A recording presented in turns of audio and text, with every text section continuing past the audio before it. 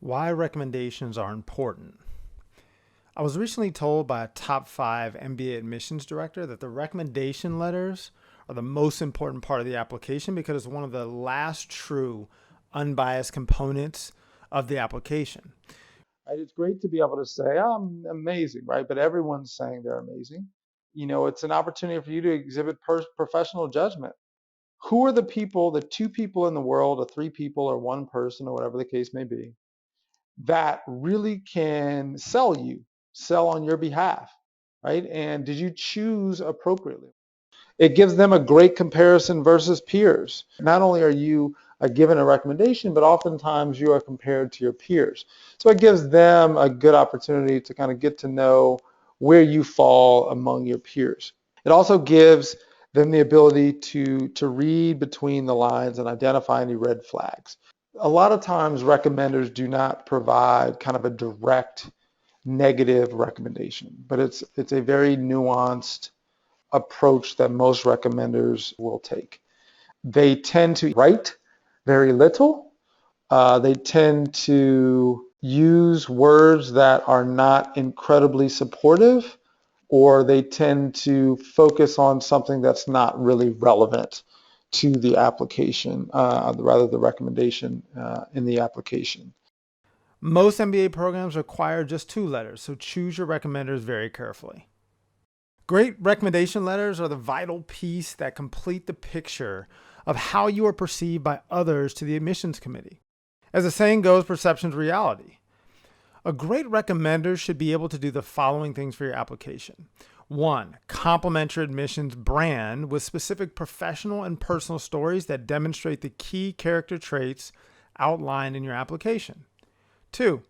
Provide a passionate character and professional endorsement. And finally, 3. Offer meaningful insight into your personal character and professional strengths and weaknesses. The schools ask specific questions regarding your leadership and management style, ability, and competence. The way to answer these is not to list your accomplishments or your abilities. Recommenders need to recount specific stories that illustrate the qualities sought by each question. Very important. Ideally, a recommendation, much like an essay, should solidify the qualities that the question seeks. If a question inquires about leadership ability, recommenders must define specifically why and how you exhibit leadership abilities. This requires recommenders to describe your behavior by telling stories about you in certain situations. The story should contain drama presenting you in high-stakes situations and the outcome. Those stories should also portray high-impact results from those actions. In answering the questions, recommenders should focus their discussion in terms of your accomplishment rather than just your job duties, tasks, and descriptions. They should also employ superlative language when comparing you to your peers.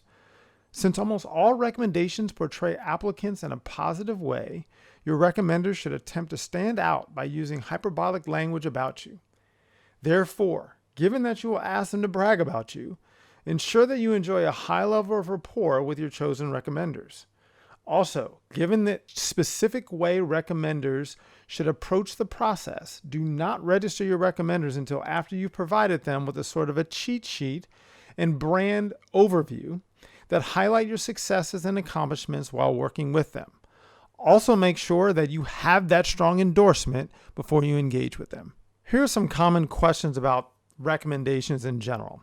How long should they be?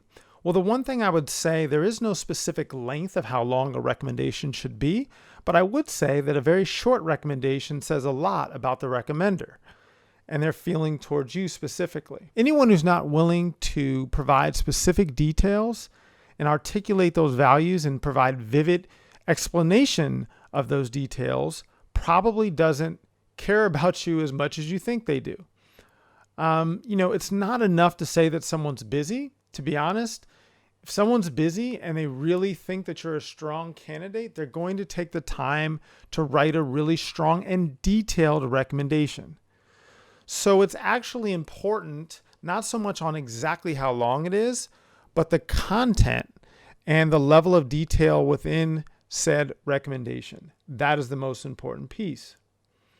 Normally, the Application will actually ask if you've seen the recommendation in advance, so you don't want to see them.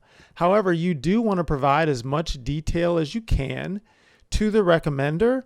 In terms of whether or not you can reuse different recommendations, the simple answer is absolutely. You should look at recommenders who are giving you the best chance to win. Don't spread around your recommenders just because you have a bunch of different schools to apply to.